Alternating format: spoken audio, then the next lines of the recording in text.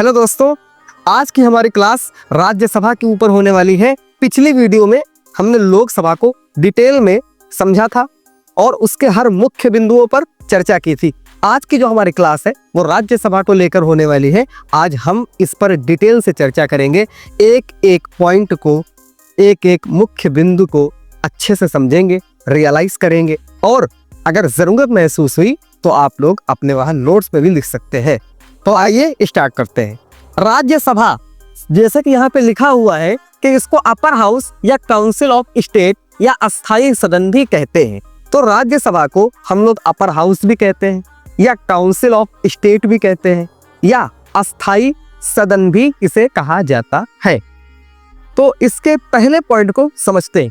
देखिए क्या लिखा हुआ है कि राज्यसभा भारत की संसद का दूसरा सदन है। ये पूरे देश के राज्यों और केंद्र शासित प्रदेशों का प्रतिनिधित्व करती है। मतलब पूरे देश के जितने राज्य हैं उनका और जितने केंद्र शासित राज्य हैं, यानी कि जहां के कार्यपालिका का जो नियंत्रण है वो सीधा केंद्र सरकार के द्वारा होता है। तो ऐसे राज्य कहलाते हैं हमारे केंद्र शासित राज्य। तो केंद्र शासित राज्य और जो भारत के जितने भी राज्य हैं सबका जो प्रतिनिधित्व करती है वो सदन कहलाता है हमारा राज्यसभा, यानी कि अपर हाउस, यानी कि काउंसिल ऑफ स्टेट्स। अब इसके दूसरे पॉइंट पे गौर करते हैं। जो लिखा हुआ है कि राज्यसभा में अधिकतम सीटें 250।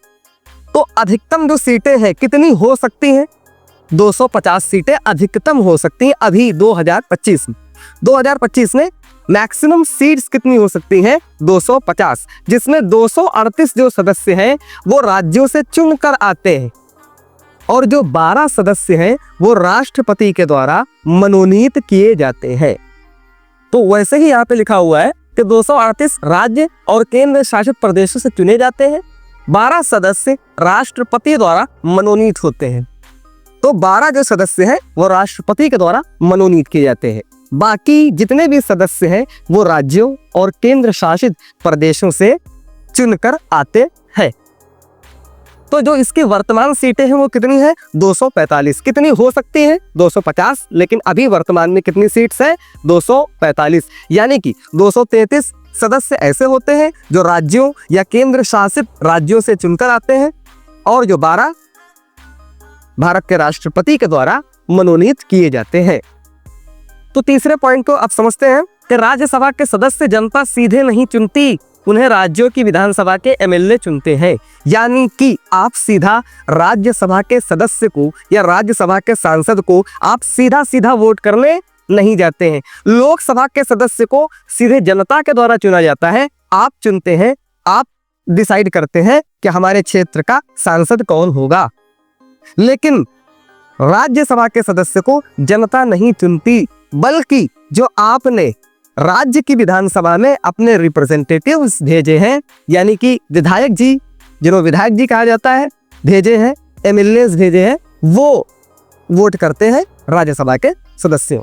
तो वही लिखा हुआ है कि इनको कौन चुनता है? एमएलए चुनते हैं। जबकि लोकसभा के सांसदों को कौन चुनता है? हम लोग चुनते हैं।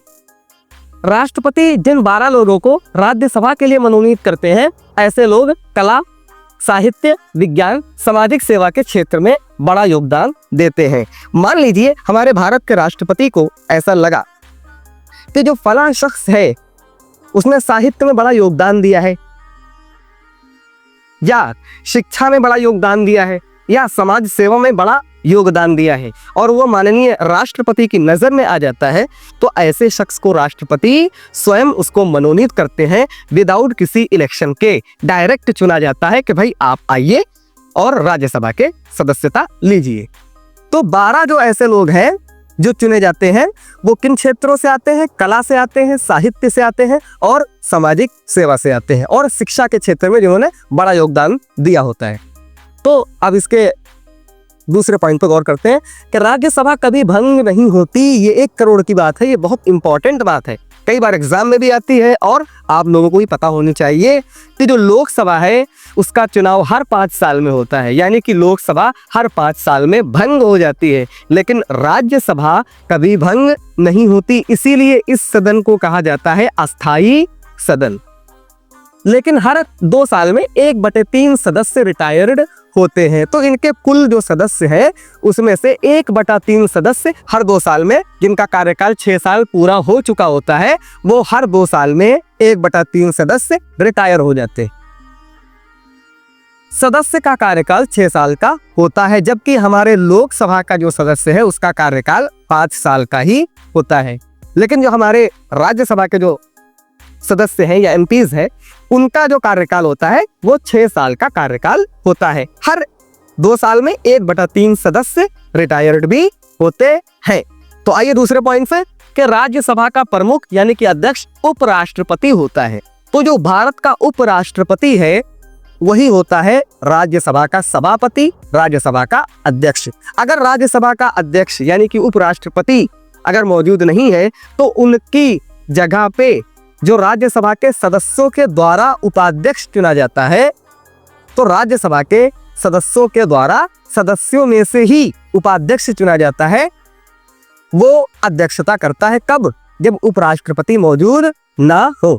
ठीक है, अब आगे की बात करते हैं। यहीं पे लिखा हुआ है, आप पढ़ सकते हैं कि राज्यसभा का प्रमुख जो अध्यक्ष होता है वो उपराष्ट्रपति होता है और सदन का सभापति भी। यदि उपराष्ट्रपति मौजूद ना हो तो सदन का उपसभापति चलाता है। अगर राष्ट्रपति हमारे जो उपराष्ट्रपति हैं वो अगर समय पे मौजूद नहीं है तो उनकी जगह पे जो हमारा उपसभापति होता है वो सदन का संचालक बनता है, यानी कि सदन को चलाता है। अब आगे की बात करते हैं कि जो मुख्य अधिकार, इसके मुख्य अधिकार क्या क्या है, मतलब ये क्या कर सकती है क्या नहीं कर सकती, अब इसके बारे में बात करेंगे। तो पहला तो अधिकार इसका है कि कानून बनाना। भाई अगर संसद ने कोई कानून बनाया, लोकसभा ने अगर कोई कानून बनाया है, कोई कानून कोई बिल लेके आई है, तो उसको राज्यसभा में पास करना अनिवार्य है। तो इस बिना पे हम कह सकते हैं कि कानून बनाने में इसका बड़ा योगदान है राज्यसभा का। कानून प्रस्तावित करना, चर्चा करना, संशोधन करना, ये सारे इसके काम है। इस पे चर्चा करना, भाई ये कानून जो पर्टिकुलर सरकार लेके आ रही है ये सही है गलत है, इस पे चर्चा करना या इसको संशोधित करना, सही करना, ये सब काम राज्यसभा देखती है। इसका सबसे खास जो अधिकार है वो बहुत इंपॉर्टेंट है। भाई इसका जो सबसे खास अधिकार, कुछ इंसान की एक खास क्वालिटी भी होती है ना, तो इसकी जो खास क्वालिटी है वो क्या है? अगर कोई विषय राज्यों का विषय है लेकिन पूरे देश में लागू करना है तो राज्यसभा 2/3 बहुमत से कह सकती है कि इस पर संसद कानून बना सकती है। लोकसभा ऐसा नहीं कर सकती। ये बहुत ही इंपॉर्टेंट पॉइंट है आज की क्लास का। अगर वो कानून, जो पार्टिकुलर कानून जो सरकार लेके आई है, अगर राज्यसभा ये कह दे कि इसको पूरे देश में लागू करना है, ये राज्यों के हित में है, तो राज्यसभा ऐसा कर सकती है, लेकिन लोकसभा ऐसा नहीं कर सकती। जिस तरह लोकसभा का एक खास अधिकार है, मैंने पिछली वीडियो में बताया था कि लोकसभा मनी बिल सिर्फ लोकसभा में ही पेश किया जा सकता है, राज्यसभा केवल उस पर सुझाव दे सकती है। इसी तरह राज्य के विषय में अगर कोई कानून बनाया जाएगा तो राज्यसभा ही उस पर चर्चा अच्छे से करेगी, और अगर वो 2/3 बहुमत से पारित कर दे तो लोकसभा बाध्य है कि वो उस कानून को माने और उसको पूरे देश में लागू करवा सकती। तो ये इसका एक खास पावर है राज्यसभा का। ऑल इंडिया सर्विसेज बनाना, जैसे IAS, IPS या IRS या IFS, तो ये जो सर्विसेज हैं ये पहले बन चुकी हैं। बनाना मतलब क्या? मान लीजिए सरकार को ऐसा लगता है कि देश में जो साइबर क्राइम है वो बढ़ गया है, अब हमें एक और सर्विस लेके आनी है, ऑल इंडिया, मान लीजिए उसका नाम रख दिया all India cyber crime service. तो इसके लिए राज्यसभा की अनुमति लेना अनिवार्य है। लोकसभा इसके लिए बाध्य है कि अगर कोई ऐसी सर्विस लेके आ रही है तो राज्यसभा में चर्चा कराए और वहां से वो बिल पास कराए। तो राज्यसभा यहाँ पर भी जरूरी है। तो ये आर्टिकल 312 यानी कि 312 के तहत ऑल इंडिया सर्विसेज बनाई जा सकती है। ठीक है। और राष्ट्रपति शासन की अनुमति देना, भाई अगर मान लीजिए देश में कुछ ऐसी दुर्घटनाएं होती हैं जहां अब ऐसा लगने लगता है कि यार अब राष्ट्रपति शासन लग जाना चाहिए, जिसको आप लोग इमरजेंसी बोल सकते हैं, तो वहां पर भी राज्यसभा की अनुमति लेना अनिवार्य होगी। तो अब हम कुछ लोकसभा और राज्यसभा के बीच अंतर को भी फटाफट जान लेते हैं कि लोकसभा और राज्यसभा में अंतर क्या है। तो देखिए, पहले इसको जो बिंदु है, फिर लोकसभा फिर राज्यसभा। तो पहला बिंदु क्या है, यानी कि पहला पॉइंट क्या है, किसका प्रतिनिधित्व, यानी कि किसका प्रतिनिधित्व करती है। तो लोकसभा किसका प्रतिनिधित्व करती है? जनता का। और जो राज्यसभा प्रतिनिधित्व करती है वो राज्य का करती है। चुनाव लोकसभा का जनता के द्वारा होता है और राज्यसभा का एमएलए के द्वारा होता है, यानी कि विधायक जी के द्वारा होता है। अवधि लोकसभा के सदस्य की 5 साल होती है और लोकसभा की भी 5 साल होती है।